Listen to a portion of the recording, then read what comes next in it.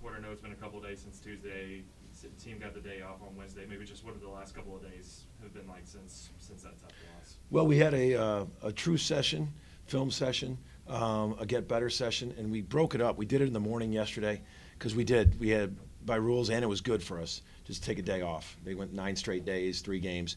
So saw what we could have done better. Saw the disappointing things that happened in that game, and I thought it was really, really healthy. That game, we told them, that game doesn't have to define you. In basketball, January, February, March, there's a lot of games, a lot of opportunities. Obviously, that one stings. But for us, that game doesn't have to define us, but it needs to change us and get us better. Tougher in those situations, and things we could have done better defensively. And then I thought in the second half of the day, we came back and introduced Texas Tech and practice, and I thought we had a great practice.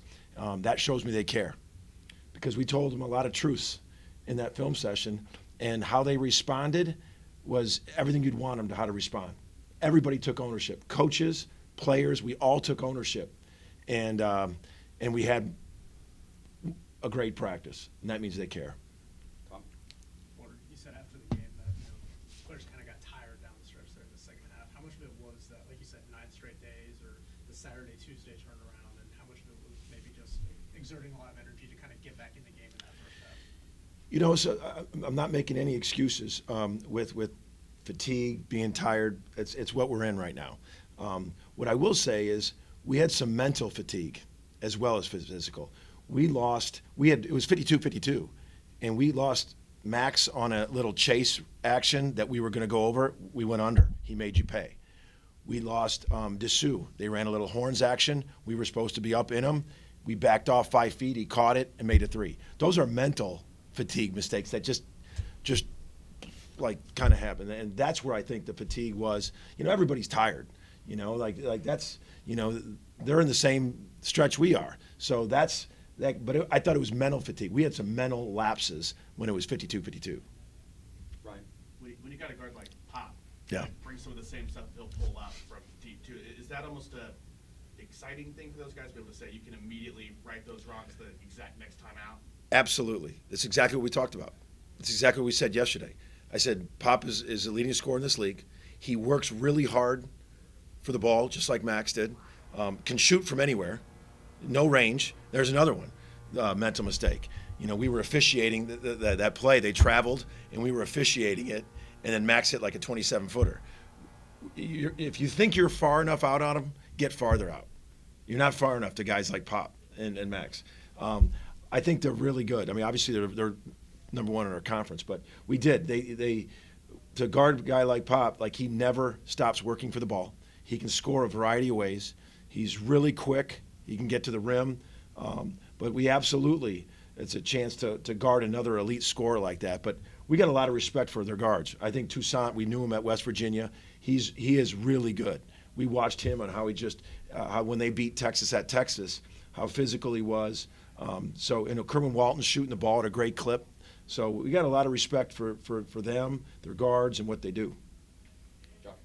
Yeah, Porter, kind of piggybacking on Tom's question about fatigue. Obviously, Tech had the week off. How does that change things, and what kind of challenge is that when they had the extra days off? I just still don't know how this happens. You'd think the bye week, they would play the bye week teams. You just think that's pretty logical. Can't worry about it. Can't control it. We took a much-needed day off, mentally and physically, to get away.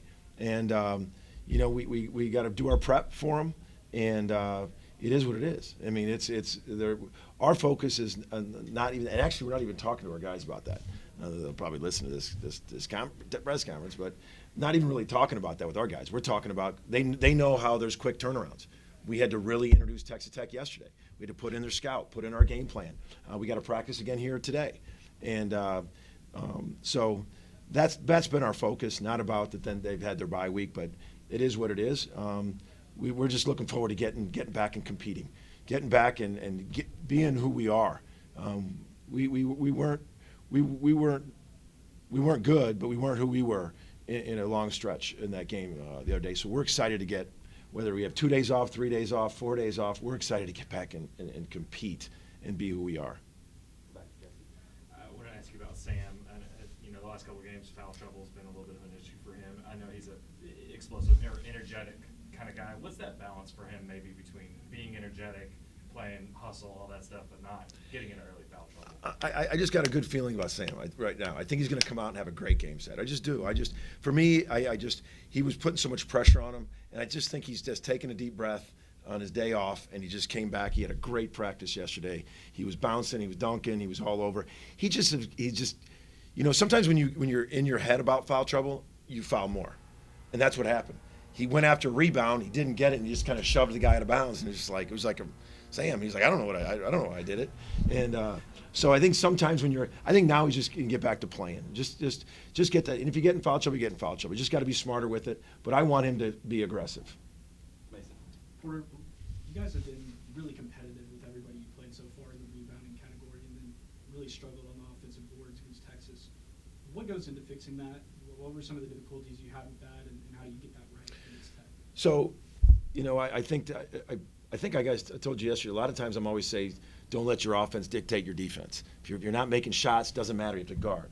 I thought our defense dictated our offense. I thought we weren't playing very good defense, and then we just kind of when your offense isn't going, you need those extra offensive rebounds. We talked about it. We talked about in our film session. We got to go get extra rebounds, extra possessions. Those are guys like John Hughley, challenging him. When you're in there, you got to come up with one or two. Rivaldo Soares has been good at it, getting us extra possessions. Ortega's got to get us extra possessions. But we have been good rebounding the ball. We're going to have to be very good against this team rebounding the ball, the way they offensive rebound and the size they have. So rebounding is always one of those things that we're nonstop talking about, addressing. It's a key to every single game.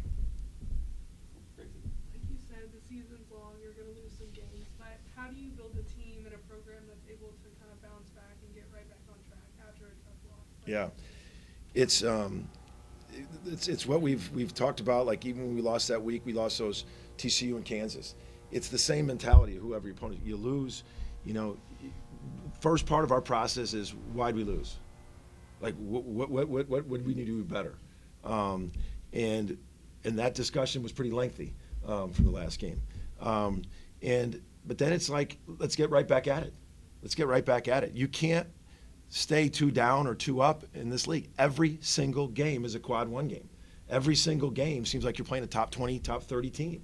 So you can't be too high. You can't stay too low. So those guys. But I will say that this after Tuesday's loss, there was a little bit more energy. That's not even the word. Zest in the film session. That and that's why I love how the guys responded. And that's how you got to respond on a game like that. Chris?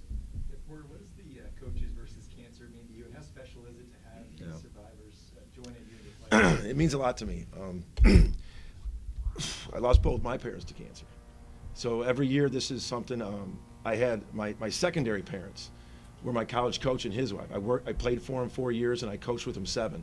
And they became, Tony and Kathy Baroni, became my second set of parents. They both died of cancer. So it affects everybody. The American Cancer Society, the way they, and Coaches versus Cancer, the way they fight for this is relentless. And that's what we have to be, because we're going to beat it. We are beating it. I mean, look at how many lives have been saved, with all the work that has been done. And that's the special thing that it means to me, and to see survivors because of the work that's happened, that we can keep fighting. And so it's a special place in my heart. I think you raise everybody's hand in this room, somebody's been affected by cancer. And that's where coming together, them leading the charge, we are going to beat it. Any additional questions for Coach? Okay, thanks, Coach. Thank you. Thanks.